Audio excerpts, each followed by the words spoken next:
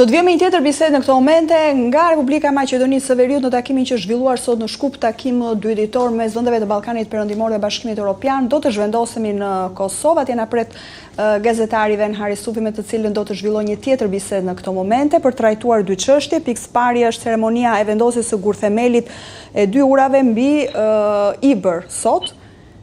Venhar, të përshëndes. Venhari ndodhet atje dhe do ta ndjek edhe pas pak të ceremoni.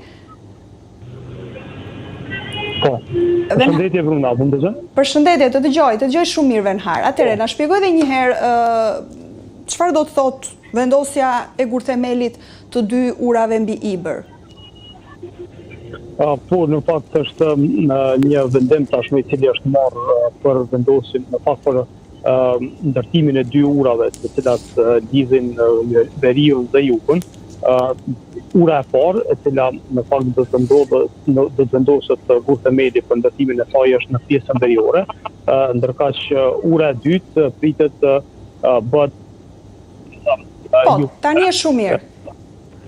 Po, ura e dytë pritet gurthemeli për ndërtimin e urës së dytë i bie tek pjesa jugore, ku këtu kemi edhe shumë pranafër, ku jemi duke pritur që në ora 17 do të fillon edhe ceremonia e vendosjes së gurthemelit për vendosin në fakt për ndërtimin e dy urave, ku pjesë e saj do të jetë edhe kryeministri në detyrë Albin Kurti bashkë me kryetarin e Mitrovicës së Veriut Erden Atić, gjithashtu nën kryetari i komunës Jugut, i cili është Arjan Tahiri, i cili vjen në fakt nga rradha Partisë Demokratike të Kosovës, e cila parti është në opozitë në Republikën e Kosovës.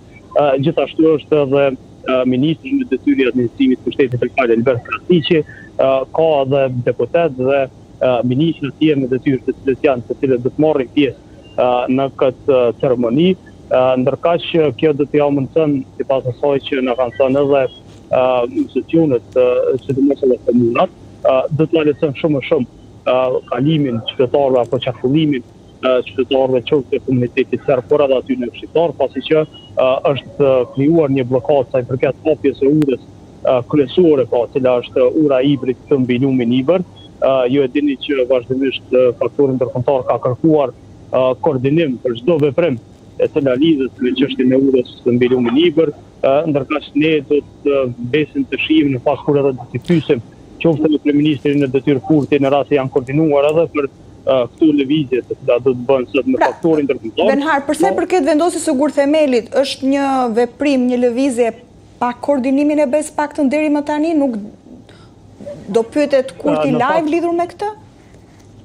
Në fakt ende nuk e kemi një përgjigje nga ana e institucioneve tona, por as nga ana e Bashkimit Evropian, sa i përket në rast se kanë një konfirmim apo kanë një koordinim sa i përket këtyre lëvizjeve. Kjo mbetet të shihet në konferencën për media që pritet të mbahet në orën 17:30 pasi që të përfundon në fakt kjo ceremoni. Ajo çfarë mund të sjellë ju në Bruna është këtu, pra që e shohim se nuk ka në fakt shumë polici apo diçka e tillë. E shohim pra që është vetëm janë pjesëtarët e karabinierëve, po të kforit italian, të cilët qëndrojnë në fakt mbi urën e Ibrit vazhdimisht, ashtu siç ka ndodhur edhe rëndom. E shohim që nuk ka forca të shumta ndoshta të policisë të Kosovës. Ajo çfarë mund të rritet më shumë është kur vjen kryeministri në detyrë Albin Kurti për të marrë pjesë këtu dhe bëhet siguria ndaj tij, kështu që e shohim që është një situatë e qetë, nuk ka ndoshta veprime të kundërshtime nga ana e qytetarëve apo diçka e tillë, siç jemi mësuar të shohim më herët. Pra e shohim që në fakt vetëm pritet që të fillon pastaj sa më në fakt në periudhën kohore kur është edhe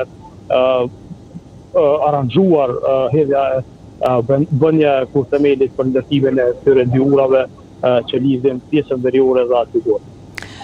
Po, vetëm diçka që ta kuptojmë, rëndësia e vendosjes së këtij gurthemelit paktën në situatën ku ndodhet ura ose më saktë debati për urën e Ibrit sot.